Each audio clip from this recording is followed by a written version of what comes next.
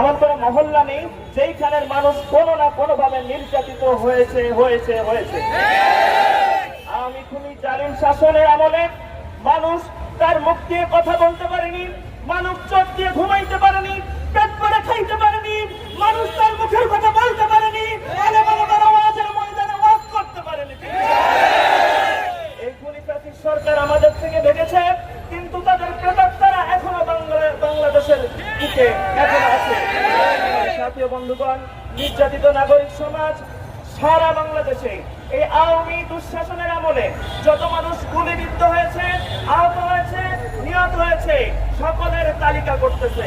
সরকারিভাবে মাত্র 200-300 মানুষের নির্যাতনের তালিকা করা হয়েছে, নিহতের তালিকা করা হয়েছে, কিন্তু এমনও অজস্র আবু সাইদ রয়েছে, মুক্ত রয়েছে, যাদের নাম বাংলার জমিনে এখনো মানুষ জানে না। বিভিন্ন জায়গায় আয়নাঘর, বিভিন্ন জায়গায়